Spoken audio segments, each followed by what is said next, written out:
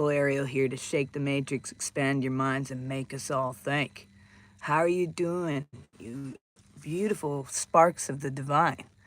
Today we are going to talk about that a little bit deeper. The divine spark. Did you know that it is everywhere?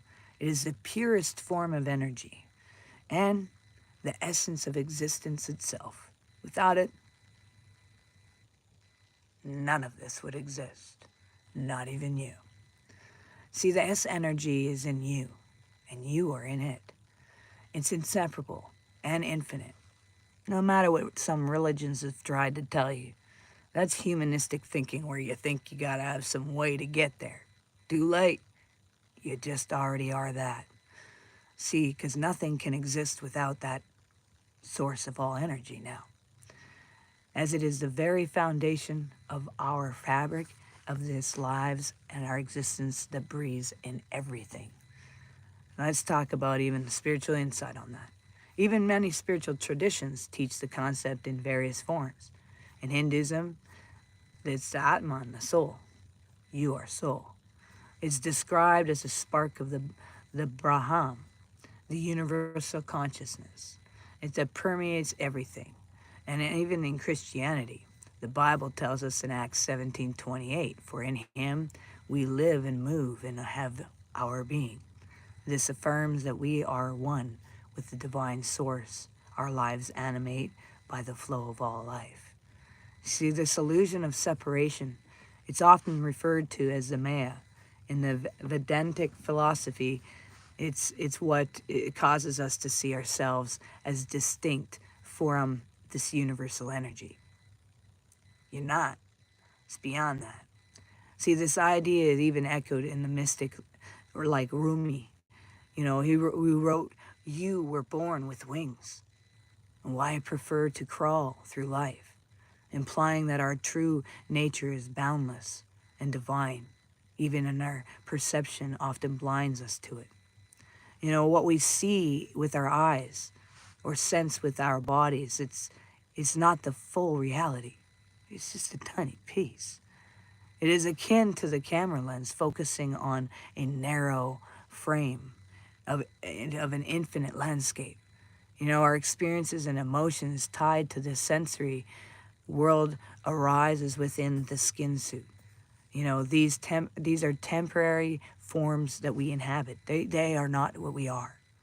This is just a source within us transcends the illusion connection to us to something far greater. We are beyond these bodies. That's the one thing I want to lay into you. See, this is even reflected in religion teachings too. In the gospel, Jesus speaks of the kingdom of God being within you. You know, and that's in Luke 17:21. This suggests that the divinity isn't distant or external, but it is part of our instinct being. It's our calling, and it's calling us to awaken to it, to the truth of our beings. You know, science even affirms this interconnected flow of energy. Quantum physics reveals that everything in the universe is connected at a fundamental level. This concept of quantum entanglement demonstrates how particles separated by vast distances remain mysteriously linked, reaching to each other instantaneously.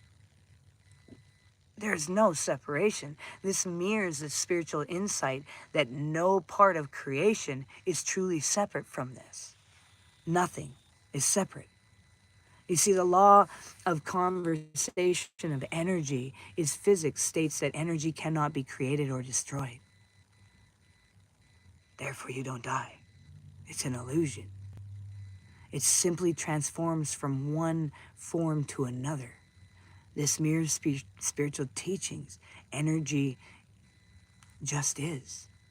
Like the life force of prana, it exists eternally, animating all living things without needing validation or recognition.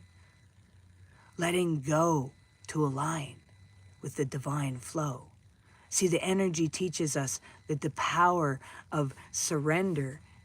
In the Taoism, Wu-Wei, it is a practice of moving harmoniously with the natural flow of life. It is not passive, but active alignment in the way things are, much like the river flowing without forcing its path. The Bible reflects this wisdom in verses like Proverbs 3:5-6. Trust in the Lord with all your heart and lean not on your own understanding. In all your ways submit to him and he will make your path straight. Letting go of our need to control is not weakness but strength. A sacred trust in the divine flow carries us.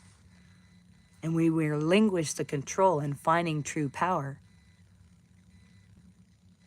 You know, the more we relinquish power, the more powerful we actually become. What? It's not in a sense of domination, but in liberation. This is not a corrupt, anxious power that keeps us right up at night, but a sense of transformative strength, because what you do for yourself, you do for another because you recognize the connection. You're more about lifting the next vibration than you are about the self, because you don't see self anymore. You know, by not resisting the present moment or trying to direct life unnaturally, we find harmony with the divine energy. When Jesus spoke of laying burdens down and finding rest, Matthew 11:28-30, he called us to flow, to the relinquish our striving and embrace peace, as that is what you are. In scientific terms, flow state, a concept explored in psychology, occurs when we are fully immersed in an activity, free from the need to control or outcome. And this state aligns perfectly with spiritual practices like mindfulness and meditation, which guide us to live fully in the present where life exists now. So think about these things. Pay attention. You see, the divine energy has no claim, no desire, no validation. It simply flows, giving rise to life, love, and motion. The more we attune ourselves to energy through gratitude, surrender, and present awareness, the more beautifully life unfolds. When we realize the energy of creation is within us, not outside of us, we no longer struggle against life. We begin to live in harmony with a rhythm. This is where peace, joy, and fulfillment resides, in the awareness that the divine spark is everywhere, in all things, flowing effortlessly through us and the connection to us and all that is. Remember, what we see in another, it's you. We can't see something else without it being us first. So recognize that. Hey, Thomas, how's it going? Good to see you. Good to see you on the chat.